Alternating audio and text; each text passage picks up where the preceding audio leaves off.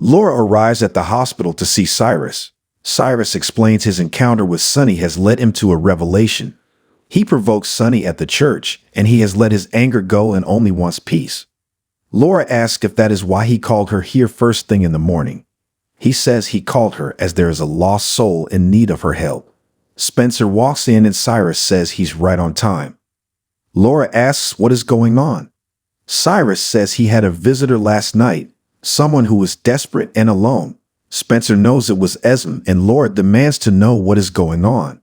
Spencer admits he saw his father last night. Laura is stunned to learn Nicholas was in town and didn't see her, and asks why he risked coming back to Port Charles. Spencer says Nicholas came to take Ace and he let him. Laura is aghast, but Spencer says Ace wasn't safe with Esme. Laura says Esm has proven herself to be a good mother. She asks why Esm came to Cyrus. Cyrus says she assumed he still had powerful contacts. Laura can't believe what Spencer did, and how he could take a baby from the only family he knows. Spencer insists Esm has been lying to them and remembers everything. He explains she called him Spence like she used to before her memory loss. He admits that when he told Esm that she went to the police that he'd have the old charges filed against her. Laura can't believe he gave Ace to Nicholas on a hunch without any real proof. Cyrus interrupts and says if Esm would come to him, who else would she go to for help? And what will she do when she finds Nicholas? Laura feels they need to call the police, but Spencer disagrees. Laura says Ace is safer with them, and she doesn't understand why he didn't come to her about his suspicions. They could have gone to the police about Esm, and Ace should be with them when everything regarding the boy and his parents is sorted out. Spencer feels Ace is safer with his father. Laura says both Spencer and Nicholas have shown bad judgment, and with Nicholas on the run, that baby has never been in more danger. They step out of Cyrus' room, and Spencer believes Esm going to Cyrus shows she's as dangerous as ever. Laura calls Dant to report Ace's kidnapping. Adam wakes up and Willow explains he's at GH and his friend saved his life. She asks if he remembers anything last night. He says he drank a lot, and she says he also ingested pills. Adam says those were for a cold and he wants to get back to his dorm. Willow tells him that he has to be cleared first, and that he's lucky to be alive. Adam comments, "Lucky me." Dex finds Joss at the hospital chapel. He found out from the RA Kylie what happened, and wished she'd have called him to be here for her. She thinks she should go check on Adam and apologize to him.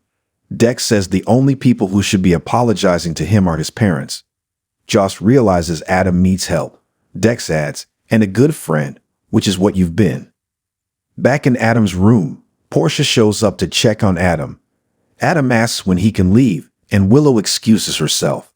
Adam says last night was a misunderstanding, and his friend Joss just overreacted. He would like to be signed out. Portia knows Joss, and she doesn't overreact, and neither does her staff. She says it's hospital policy that he is evaluated by a psychiatrist before he can leave. Adam realizes Portia is trying his mom and tries to play on that to get out, but she insists they follow protocol. She says he has to be diagnosed, and they can't let him leave if it's determined he is a threat to himself or others. When she mentions his parents, he freaks. Portia says she had to call his parents, and he asks what she told them. Portia says he's over 18 and they can't share what happened without his permission, but his parents will have questions. She asks him to be honest with the doctor who will evaluate him, be honest with his parents, and be honest with himself. Portia leaves and asks Willow about the psych attending. She says he'll be down soon. They discuss the pressure Adam is under as Adam's father, played by Steve Mize, arrives and demands to see his son. Dex and Joss arrive and hear Adam's father calling his son a fool, one who made a fool out of himself and squandered their money. Portia says she'll go check on the attending who needs to see Adam. Joss rushes up to Portia and says Adam can't leave. Adam's father asks what she knows about all of this and his son. Joss says Adam has been hiding everything from him because of the pressure he's under. Adam's dad says Adam had top grades and was on his way to a top-tier medical school, and he's throwing that away to party. Joss says he's not partying. He's having panic attacks and self-medicating. Adam's dad tells Joss this doesn't concern her. She says it should concern him that last night Adam tried to kill himself. Joss says Adam is so afraid of him that he'd rather not face him. Adam's father calls Joss a liar, says he wants her gone, and he'll sue if she comes within 50 feet of Adam. Portia says Joss is leaving and takes Adam's father to her office to talk. Willow and Dex convince Joss she should leave, and maybe Dr. Robinson can get through to this father. Joss agrees to leave, but looks in on Adam before doing so. Hesam turns up at Ava's gallery and begs her not to kick her out as she needs her help. Ava asks what she wants to spit it out. Hesam asks if she's seen Nicholas. Ava wonders why she asks. Hesam cries, because he kidnapped my son. Hesam explains while she was in court, Nicholas came to Laura's apartment and Spencer handed over Ace to Nicholas. She thought she and Spencer were getting along, and Spencer supposedly hated his father. Ava says like father like son, both self-serving. Ava understands what it's like to be separated from your child, but asks what Hesam thinks she can do for her. Hesam assumes Nicholas may have come to see her. Ava admits he was here, but he's gone, and she'll never find him. Hesam asks if she helped Nicholas kidnap her son, but Ava swears she didn't. She says Nicholas is a Cassadine, he has resources, and she won't find him. Hesam notes she has resources, and she has a dangerous ally of her own. Ava chuckles. Who? And Hesam reveals it's Cyrus. Ava says she has to be joking, but Hesam says Cyrus is still Ace's family. When Ava asks what Cyrus promised her, she admits he promised her nothing.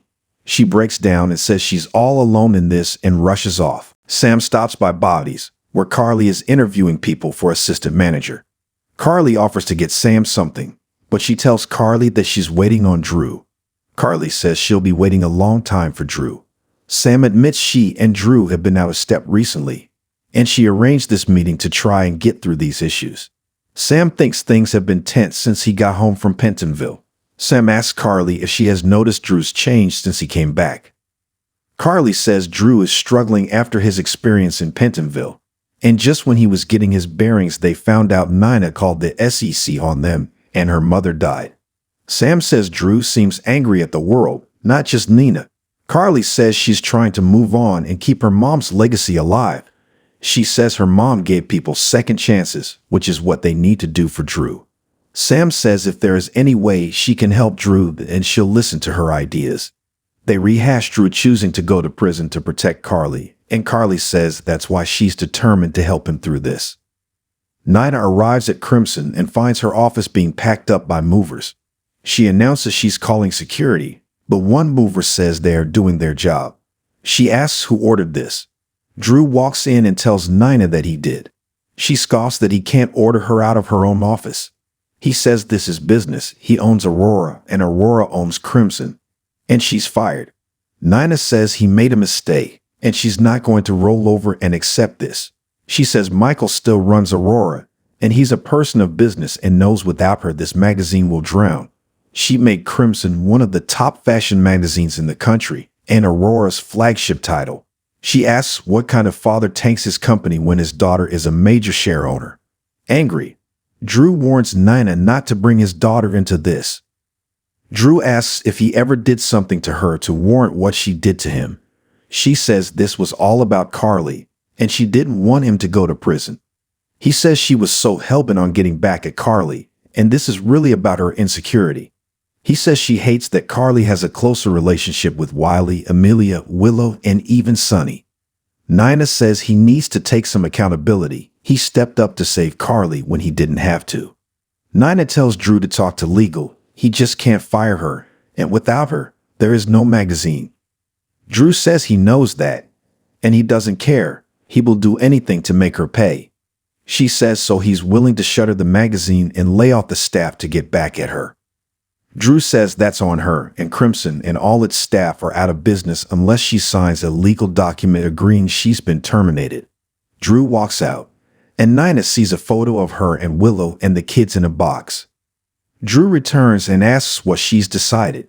She signs the paper to save the magazine and the employees, even if it's giving up everything she built.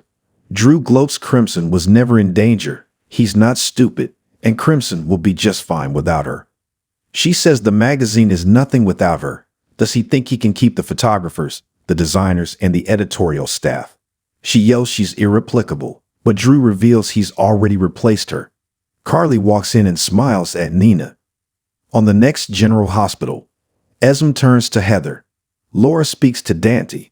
Brooke, Lynn, and Chase ask a favor of Gregory. Tracy and Scott battle it out.